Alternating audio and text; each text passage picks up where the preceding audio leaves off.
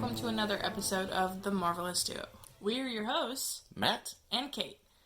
And today we're going to be talking about Thor, which was released in 2011 and is your favorite superhero. Yes, he is.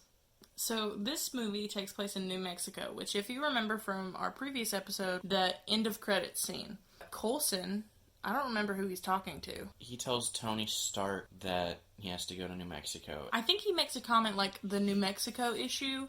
Well, this movie, the Thor issue, is the New Mexico issue. We start this movie out getting to know Jane Foster, Darcy, and Dr. Eric Selvig.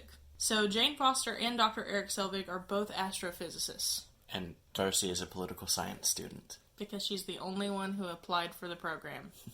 We start the movie out with Jane, Darcy, and Dr. Eric in a souped-up Jeep. Yeah. Looking for what Jane Foster says is an Aurora. A subtle aurora that has happened 17 other times, which makes me want to know what the other 17 occurrences were, but I don't think we're ever going to find that out. Well, while they're looking for this subtle aurora, we end up... With a not-so-subtle aurora. Yeah. And a man getting hit. There's this beam of light from the sky, and also, almost tornado-y, bad weather, and they accidentally run into a man with their vehicle, and that man is Thor. Which we find out through the flashback that the movie then goes into. It goes into the history of the Norse gods, which is really cool because it starts in Tonsberg, Norway, which is going to be a fun callback in the next movie, which we'll discuss then. But just remember, Tonsberg, Norway, and shows the history of the Asgardian gods coming to Earth and being worshipped after defeating the frost giants of Jotunheim. Which are the bad guys in this movie, or the Jotunheims, the frost giants. The Jotuns, yeah. The Jotuns. The Jotuns. Because they threatened to turn the Earth into a popsicle. Basically, yeah. And so Asgard fought on behalf of humanity. Yes, and ended up... taking their source of power. Yeah, the Casket of Infinite Winter.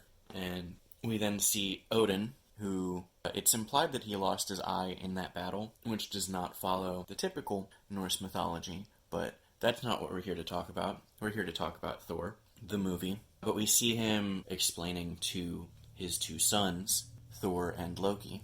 And in this scene, he says a line, he says, both were born to be kings, which personally I think is bad parenting. You're obviously going to breed animosity from the younger one who doesn't get to be king. But it's also really good foreshadowing about Loki's history that we find out later on. It's 100% Odin being a jerk. Because, yes, they were both born to be king, but only Thor is going to get the Asgardian throne. Yeah. But we'll talk more about that in just a little bit. Yeah, because we then go to Thor's coronation. Yes. Which, the only comments I have about that are that they shouldn't have dyed Chris Hemsworth's eyebrows. And that Odin makes a comment about Mjolnir being a tool to build, which is really cool because we only see it being used as a weapon for a really long time, but it is a hammer. It is a tool. It's kind of cool. In that scene of Thor's coronation, it is very rudely interrupted due to the fact that some Jotuns, frost giants, break into the vault area where they have a lot of very powerful relics and where they keep that casket of infinite winter that we talked about. And we are introduced to the Destroyer, which is a very scary guardian man that shoots beams out of his head, and his purpose is to protect all of those artifacts. Yes. Something else, I feel like in this moment, Odin knew that Thor was not ready to lead, but he was still going to make him king. Yeah. I think the reason for that is because he knew that the Odin sleep was coming, and that Asgard needed a protector. Yeah. So we're introduced to Laufey, which is the king of Jotunheim. Yes, because Thor is extremely emotional. He is. He is an entitled man-baby. He makes me so mad. In this scene, after the coronation, he makes a comment, because the coronation doesn't go, of course, all the way through because of the attack. And they're standing down in the place with all the artifacts, and Thor makes a comment that they should go fight the Jotuns instead of just letting it lie where it is. But Odin's point is that they've paid with their lives. They're dead. They didn't succeed in their quest. And also, it probably wasn't an act of war. It was probably a small group of people acting on their own. Well, Thor thinks that they should go to Jotunheim and beat them all to a pulp to show them who's boss. Yes. And he makes a comment, well, as king of Asgard, and Odin is like, well, you're not king. Not yet. And, I don't know, I feel like Thor just got a big head. Yes, he got a very big head. You know who doesn't have a big head and is also introduced before Laufey, but is one of the more interesting characters, is Heimdall. Yes. Who's just very, very by the rules, but also very bendy about those rules. He knows what the rules are, and he knows how to get around them. It's pretty funny. And Heimdall is the gatekeeper inside the Bifrost that guards whether people come in and out of Asgard. Yep. So we're also introduced to Thor's crew of, like, misfits that go and pillage, and I don't know, they fight alongside Thor. They are Lady Sif and the Warriors 3. Right, and those Warriors 3 are Fandral, Hogun, and Volstagg. So Fandral, the only notes I have about this man is that he has a great stash. Yes, he does. He also plays Prince Charming in Once Upon a Time, if yes. any of you watch that show. Yes, that is also why in the next 2 Thor movies, Fandral is played by Zachary Levi, because Once Upon a Time got really popular, and so he was busy filming that, and could not reprise his role as Fandral. And then we have Hogun, who is a samurai cool guy. I see what's written on your notes, and I also know that we're keeping this podcast PG. Yes. And then you have Volstagg, which is literally, my notes say burly, tall dwarf. And that's really what stereotypical, it's just Gimli but taller. Yeah, pretty much. Later on, he actually has a line that is essentially my entire attitude towards life, which is, do not mistake my appetite for apathy. And then you have Sif, who is absolutely beautiful, but also a complete force when it comes to fighting. She uses a shield and a sword. Yes, and sometimes she uses a double-sided, or like a double-bladed sword, like Darth Maul. Yeah. She just switches back and forth. We get some hints that Sif is very much into Thor, and at the end of the movie, it's very much hinted that she probably would have ended up being queen. Yeah, probably. Also, during the scene where Odin and Thor are arguing after the attack, from the get-go, you see that Loki is a sneaky snake. Like, he's such a deceptive person, and he tries to just swoop in there, like, with little seeds of doubt and little seeds of deception to manipulate situations. And, like, you see that during the fight as well, with him making duplicates of himself to mess with the Jotuns. And, you know, it's funny that Thor goes to Jotunheim as revenge, but ends up just enjoying the fight. It's the only reason he stays. It's no longer about revenge or anything like that. It turns into him just wanting to fight. Before we finish talking about that fight, once they go through the Bifrost to Jotunheim, Heimdall makes a comment, and this is so cool because I love the character of Heimdall. He says, "No one has gotten past me until this day." When he makes this comment, he looks at Loki, because he's talking about how he doesn't know how the Jotunheims got here, because they didn't come through the Bifrost, which there are other ways to get to Asgard, but the main way is the Bifrost. But also, Heimdall has magic eyes that can see through different planes of existence. Yeah. Heimdall can see and hear everything that happens in the 9 realms of the cosmos. But I think in that moment, he knew Loki was involved somehow. Yeah. He knew that there was a snake in the garden. Because even though Odin has said, don't go to Jotunheim, Thor and his gang are manipulated by Loki. Loki's the one that plants this seed of, well, you should go to Jotunheim. So Thor takes the bait and thinks it's his idea. Then we go, of course, to Jotunheim, where Thor and Laufey have a conversation. The conversation ends with Laufey and Loki convincing Thor to leave, and then a very large frost giant mocking Thor, and everyone realizing that that is going to cause a fight, which it does, and we get to see all of them fighting. Even if the lighting isn't great, we still get to see some pretty good fight scene. But the important thing that happens here is that Volstagg finds out that being touched by the frost giants its immediate frostburn. And right after that, Loki gets grabbed by one of them, and instead of being harmed by it, instead his hand turns blue. Also, they get like little raised tattoos, like the Jotuns have. Yes. Designs on them. So when in that scene, when he gets grabbed, his hand turns blue, and he also has those markings. Right, which I think at that point changes Loki's plans a little bit, because now he wants to know what's going on with him. We also get to see a superhero landing from Thor after he goes and kills a very large beast of some sort. Yeah, we also get to see him fly with Mjolnir by swinging it around above his head. Yes, he swings it really hard and it jerks him off the ground. He's just like a helicopter. Meow. Yes. Yeah, they try and escape, and Heimdall doesn't open the Bifrost, but then Odin shows up. Odin tries to fix it and says, tries to talk to Laufey and is like, hey, this wasn't an act of war. This is a immature boy that came on his own. Let's try and, rectify this. And Laufey's like, no, he came here for a fight, so he's getting a fight. And so then Odin yeets all of them away.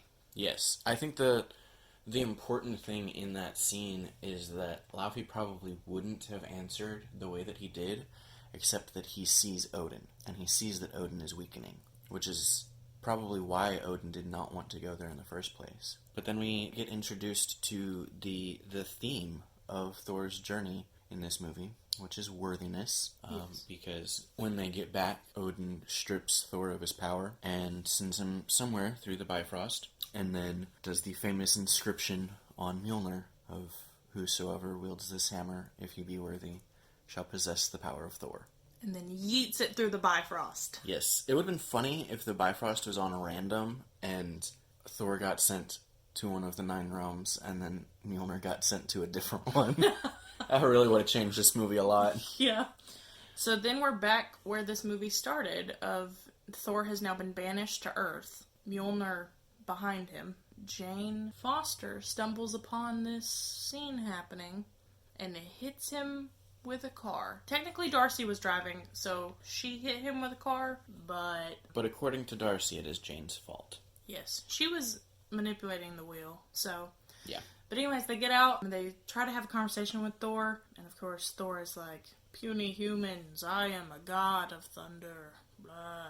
And then Darcy tases him, and her response is, well, he was freaking me out! Darcy is just fantastic comic relief in this movie. Yeah, Thor goes to the hospital. Meanwhile, a bunch of New Mexico rednecks start trying to lift Mjolnir when they find it. We find out that Stan Lee's truck is not worthy. No, it is not. Because they try and winch it up and pull Mjolnir, and it pulls the back of the bed of the truck off, and we see that Stan Lee is driving, so there's a Stan Lee cameo for this movie. Yes, and it's one of the earlier ones, it's not an end of the movie Stan Lee cameo. Yeah, it's a pretty comedic one, though. And we also get to see the same scene as the Iron Man 2 after credits scene of Coulson showing up and seeing Mjolnir and calling and being like, I found it. And then they set up a kind of camp around Mjolnir where they're doing some readings on it, trying to figure out what Mjolnir is. We also hear Dr. Selvig and Jane Foster have their discussion about an Einstein-Rosen bridge, which is essentially a wormhole. They have pictures, and Yes. in the pictures there is a human-like shape coming down through this beam of light that they saw. So, of course, their next jump is, oh, he was telling the truth. His name is Thor. Let's go get the man that we left at the hospital. And then they arrive at the hospital. He's gone. And Jane Foster runs over him again with a car. She hits him twice. Yep. That's just the way to find Thor in this movie. Just drive around. You'll hit him eventually. Right. We also get treated to the fan service of Chris Hemsworth without a shirt. But when he puts on his shirt, a borrowed shirt, there's a name tag on it, which is Donald Blake, which we find out is Jane Foster's ex. But what's interesting about that is that Donald Blake is actually Thor's alias in the comics. Mm. So that's a little Easter egg there, a little nod to that, which comes back later when Eric comes and gets him after several other things, but they use Donald Blake as his alias again. And throughout this, they're swapping back and forth between what's going on with Thor on Earth and what's happening in Asgard. And we have this scene where Loki confronts Odin and is essentially like, why wouldn't you tell me, like, that I'm a frost giant? Because he knows at this point. And Odin explains that he stole Loki as a baby, and that Loki is Laufey's son. And then, while Loki is yelling at him, and essentially being like, you are a bad father. You lied to me and stole me as a child. Odin it looks like he has a heart attack, but obviously we know that doesn't happen, but... Yeah, he's falling into the Odin sleep. Yeah, but he falls down and then he gets put in this weird, like, amber-colored tomb type thing while he's trying to get better, and Loki takes on the role of King of Asgard. Yes, which we find out when Sif and the Warriors 3 kind of realize what's going on, that Loki has been manipulating the situation, and they go to talk to Odin about it, and Loki is there in full regalia and his overcompensation helmet. He does have a very large helmet. Yes, it's absolutely overcompensation. We also find out when we swap back over to the Earth side of things that Dr. Selvig knows Bruce Banner. It's implied that he knows Bruce Banner. Right. What's funny is that there's actually a chance that it's implied that he knows someone else, because there are other scientists that work with gamma radiation that have had dealings with S.H.I.E.L.D. in the comics, not in the movies. So it's basically a nod to Bruce Banner. Yeah. Well, then we find out that Thor overhears a conversation in a diner about his hammer and about how they've set up that facility. Mm-hmm. So Thor decides he's going to go get his hammer back. Yeah, and we get a little infiltration scene, lots of hand-to-hand fighting, and we get to see Agent Barton, who later on will be known as Hawkeye, but for now he's just Agent Barton, which is really fun, because the first thing that we see him in, somebody's like, hey, I want somebody with a gun up top, and we see him reach for a gun, and then he takes the bow instead, and it's kind of a fun little introduction to him. I also like how in that scene, they put him up in a crane, and they are literally just flinging him around. Yes. And we get to see a little bit of his personality and his humor when he keeps asking Coulson, like, do I need to shoot this guy? And eventually he's like, you need to make this call, because I'm starting to root for him. And it's great. But so Thor makes it to the hammer. Yes, he makes it to Mjolnir, and I think one of the most emotional scenes of the movie is when he tries to pick it up and fails. And I feel like there is kind of a moment there when he suddenly realizes that he's not worthy. And he screams at the sky like you do. But I think the important part, I think the reason that he's emotional is not because he can't lift the hammer. It's because he's not worthy. Yeah. And then he gets arrested by Agent Coulson. And while he is in S.H.I.E.L.D.'s custody, Loki visits him and manipulates him further. Yes, and lies to him about the situation in Asgard. And I think out of all of those lies, the cruelest of them is Mother has forbidden your return. Because, especially later on in the Thor movies, we see the connection between Thor and his mother, and Loki and their mother. There's just a major connection that Loki is very much manipulating here. I feel like we don't get a lot of Frigga in this movie. I feel like we don't get a lot of her personality. Like, of course she's there and we see her, but she doesn't have a lot of lines. The only like lines we get from her are at the very end of the movie. Yeah, when she's talking to Sif, there's not a whole lot from her. She's more of a plot device than anything in this movie, but we do get to see a lot more of her later on. We also see Agent Sitwell for the first time in this movie, who's another S.H.I.E.L.D. agent, who will end up cropping up in later movies as well. But he is the bald guy with the glasses that was at that facility. Yeah. So he ends up being involved as well later on. And then Dr. Selvig shows up because Jane called him and left a voicemail on his phone. Because Dr. Selvig told Jane not to go with Thor to get the hammer. And Jane panicked and left him a voicemail. And she was like, hi, if you don't hear from me in an hour, I did the thing that you told me not to do. So Dr. Selvig goes and gets Thor out of custody by lying and saying that it's his colleague, Dr. Donald Blake, and saying that he was just really drunk and that's why he broke into the facility. Yeah, I think he got drunk and was dared to do it, is his excuse, something like that. But I think Coulson is more interested in what's going on than necessarily following regulations about everything, because he lets Selvig take him, even though they know that he's lying. But we get treated to Eric and Thor having a night out together. Yes. And they drank, they fought, they made their ancestors proud. Yes. But after Thor gets out, he and Jane end up talking, and he starts explaining everything. And we see that in this scene, we see that Marvel is still being really cautious in these early movies, because everything is still science. Even the magic of the Asgardian gods. Because Thor explains it as, your ancestors called it magic, you call it science. Where I come from, it's the same thing. So Marvel really doesn't delve into the magic side of things for quite some time still. But then we have the line that I mentioned earlier, do not mistake my appetite for apathy, as the Warriors 3 and Sif are all discussing what they should do. They eventually decide they're going to go help Thor. And they go and, I would say, convince Heimdall, but Heimdall doesn't really need a whole lot of convincing to let them through. He's like, you're going to go help Thor and defy Loki's orders. Cool. I can't be here for it, so I'm going to walk away now. But he leaves his sword in the Bifrost to activate it. Right. And then later, Loki comes and essentially is like, you didn't follow orders from your king, and I am your king right now, and freezes Heimdall when Heimdall tries to fight Loki. Well, he doesn't fight him until he strips him of his orders, basically, and his rank as the gatekeeper. Right. Loki takes that away from him, and Heimdall's like, well, I don't have to take orders from you anymore, and tries to kill him.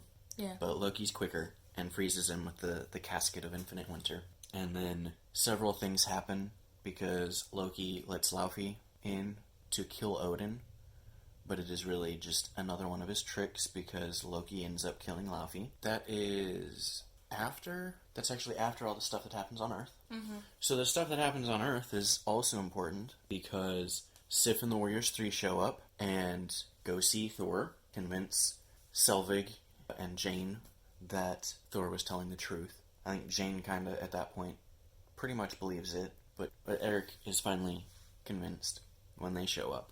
But right after them comes the Destroyer, sent by Loki, who they fight and cannot beat. And so Thor decides to sacrifice himself, which, in that sacrifice, he becomes worthy of Mjolnir again.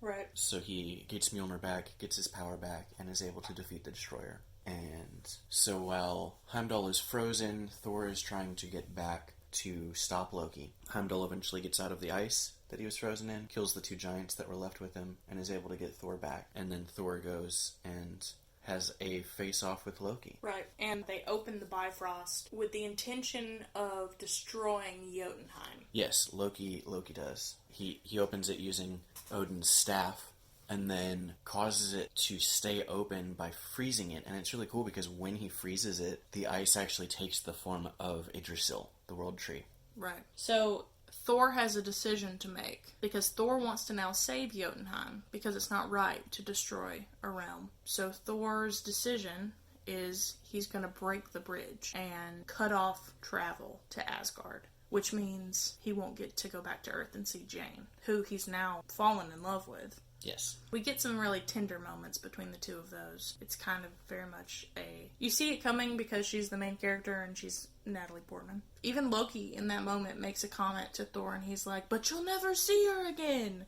Yeah. And Thor uses Mjolnir to snap that bridge. Yeah, which it's interesting to see that Loki uses everything that he can to manipulate the situation, even using Thor's feelings for Jane to try and stop him. But he does not stop him. Thor destroys the bridge to the Bifrost. And while that's happening, Odin wakes up. And so we see Loki start to fall. Thor tries to save Loki, and Odin ends up catching both of them.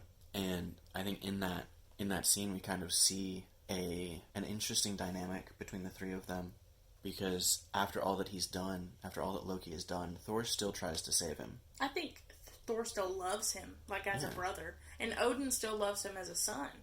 Yeah, and so he's trying to save both of his sons. But in that scene, Loki is still like, I could have done it. I could have done it, Father. I could have destroyed them. I could have done what you wanted. And we see that Loki's mentality has been, throughout this entire thing, it's been what Thor's mentality was at the beginning. But Loki doesn't have this journey that Thor does to worthiness. Loki just stays in his same mindset. And when Odin's response is just no. And I think that kind of shows the problem that Odin has had this whole time, is that I don't think Odin knows how to talk to Loki. And so he doesn't have anything to say to Loki other than no. And Loki just lets go and falls into space. Right. And it's implied that Loki is dead. Yes, but after that it's just the wind down of the Asgardians celebrating their victory. And Thor being sad that he can't go back to Jane. Yes, and talking to Heimdall about it and asking what she's doing, because Heimdall can see her. Right. But before that, they are all celebrating, and Lady Sif follows Thor out onto the balcony. She, is walking behind him. And her and Frigga, Thor's mom, have a conversation. And essentially, Sif is concerned and is like, is he going to be okay? And Frigga's like, yeah. But you can tell, it's hinted at in that conversation, that Sif would have been more than just a friend to Thor if Jane Foster hadn't have happened. And that's when that conversation happens between Heimdall and Thor, of him asking if Heimdall can see her, and Heimdall says, yes, she searches for you. Yeah, and we see Jane continuing her work and still watching out for subtle auroras. Right. And then we have the end credit scene. Yeah, the after credit scene, we get our first death fake out, because we thought Loki was dead. We find out he's actually alive. And there's a little continuity issue, because we see that he's controlling Eric, but only vaguely, so maybe it's a different kind of control than what we see in the Avengers in a couple of movies. But we also have the Avengers tie-in for this movie, besides S.H.I.E.L.D. being around, is Nick Fury talking to Eric Selvig about the Tesseract, which is introduced here instead of in Captain America. Right, because the end of credits scene opens with Dr. Selvig being brought to this underground facility and Nick Fury showing him the Tesseract, and we see physically in the room Dr. Selvig and Nick Fury, but in a reflection you see Loki standing next to Dr. Selvig, and he makes a comment oh, this will be fun. I guess it's worth a look, which Eric then repeats, so implying that there is some mind control or something going on there. But yeah, it's a cool little tie-in to 2 movies from now when we get the Avengers, because it kind of shows why Eric is where he is, and we already know that S.H.I.E.L.D. has the Tesseract, which will be important in the next movie. Right. So as a movie, what would you rate this?